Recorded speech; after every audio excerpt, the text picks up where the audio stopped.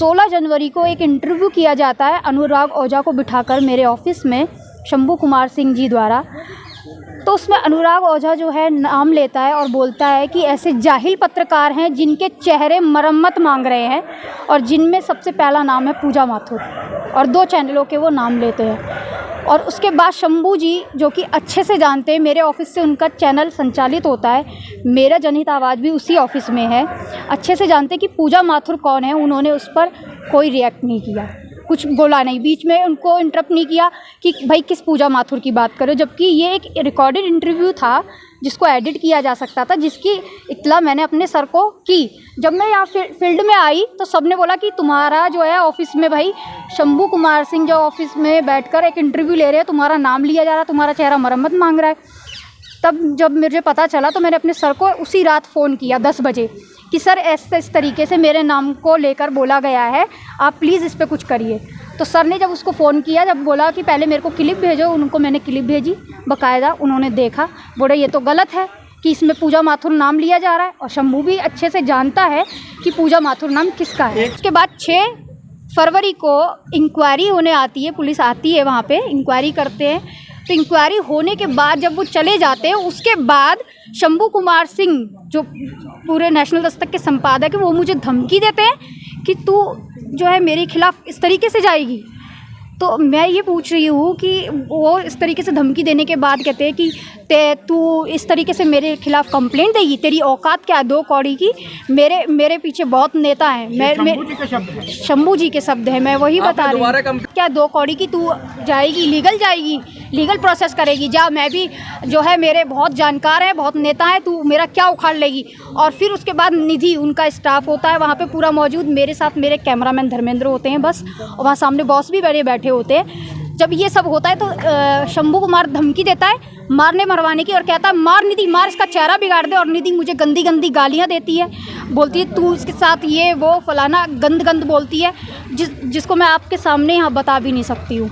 मुझे बोलते हैं कि इसका चेहरा बिगाड़ दे, इसका थोपड़ा बिगाड़ दे, और मार, इसे मारने मरवा, सीधा उसको निर्देशित। हाँ, तू बाहर मार्केट में निकल के दिखा, देख तेरे चेहरा जो है करता हूँ मैं ठीक। इस तरीके से बोलते हैं। एक पत्रकार की ये लैंग्वेज कैसे हो सकती है? मैं अंदर तक जो है बहुत ज़्यादा आहत हो चुकी हूँ, इसलिए क्योंकि मैं भी ऐसी, बिल्कुल मुझे डर लगता है जब एक अनुराग ओझा बोलता है मेरा चेहरा मरम्मत मांग रहा है, और उसके बाद शंभू जी बोलते हैं मार निधि, मार, इसका चेहरा बिगाड़ दे, तो मुझे तो डर लगेगा ही ना। बिल्कुल। मैं कहीं ऐसा तो नहीं क्या अनुराग ओझा आपके ऊपर एसिड अटैक कराना चाहते हो?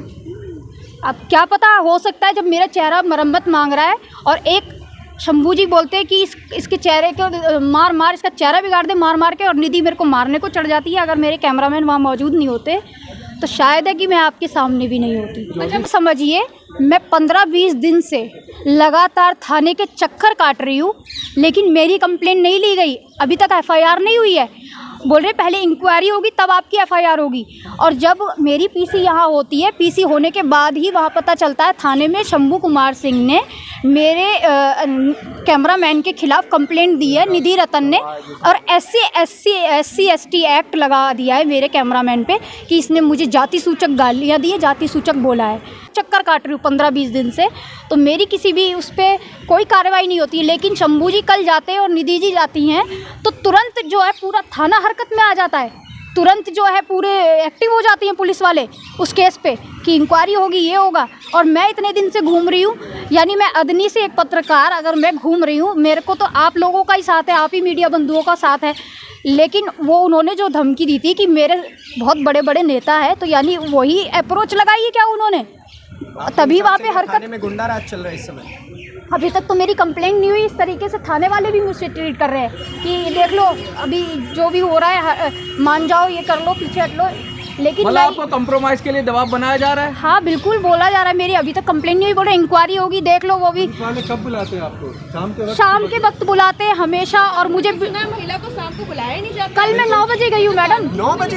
कल मैं 9 बजे थाने से छूटी हूँ। उसके बाद मेरा घर इतनी दूर है, मेरे को 12 बजे थाना है मैडम? तो बिल्कुल दरियागंज थाने में मैंने कंप्लेंट दी है। ड्रॉप किया थाने वाले? किसी ने भी मेरे को, थाने वाले ने ड्रॉप नहीं किया, मैं अकेली गई हूँ। 12 बजे मैं घर पहुँची। अब बताते मैं थाने जाती हूँ, 2-2 घंटा मेरे को 2.5 घंटा बिठा के रखते हैं। कल जो है मैं 9 बजे गई हूँ। और बताइए, मैं दलित समाज से हूँ। मैंने ये पाया है समाज में कि बहुत सारे भेड़ की खाल में भेड़िए, मतलब शंभू कुमार सिंह को आप भेड़िए कह रहे हैं? मैंने कई लोगों से सुना है। आप ही की जो पत्रकारों की जो फ्रेटर्निटी है, जो आपके जो रिपोर्टर्स है, उस फ्रेटर्निटी के कई लोगों ने मुझे दबी ज़बान में बोला है। ये मैं कह सकता हूँ क्योंकि मैं सोशल वर्कर हूँ।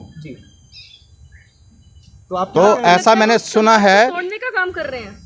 देखिए, ब्राह्मण घुसपैठ बहुत करता है तो कोई बड़ी बात नहीं है।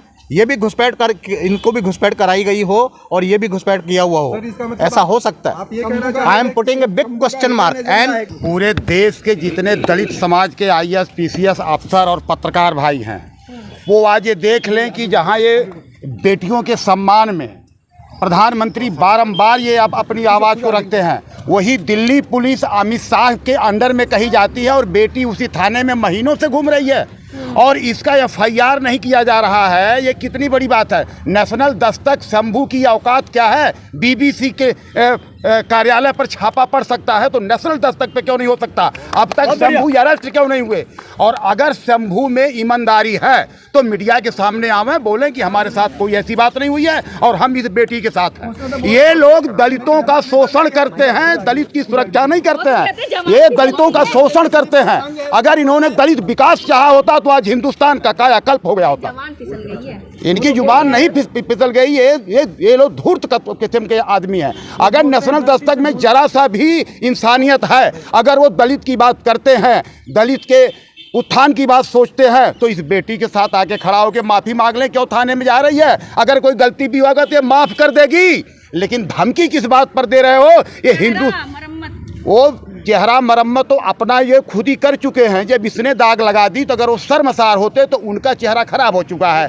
आज वो अपना मुंह दिखाने लायक नहीं है। आपको नहीं लगता पत्रकारिता जातियों से ऊपर उठ करके देश के लिए होनी चाहिए? जब नेशनल दस्तक जैसे लोग चैनल को देखेंगे तो यही पाएंगे। मैं तो कभी देखता नहीं। लेकिन वो अनुराग ओझा नाम का जो लड़का है, जो नेशनल दस्तक वाला है, शंभू सिंह अपने ऑफिस में बिठा करके उससे बाइट देता है, फिर उसको वायरल करता है, तो उससे भी तो धमकी दिलवा रहा है, जिसकी वीडियो। अनुराग ओझा की पहले तो ये देखा जाए कि वो हैं ओझा हैं कि नहीं हैं। मुझे तो नहीं लगता कि ओझा तिवारी ऐसा काम कर सकते हैं किसी लड़की के लिए बोलेंगे। ऐसा मुझे नहीं लगता है कि अगर वो समझदार होते, फ्रस्ट्रेटेड नहीं होते, तो इस बालक के चेहरे की मरम्मत की बात कर रहे हैं। शर्म नहीं आती कि उनके घरों में भी बेटियां होंगी, उनकी भी बहन होगी।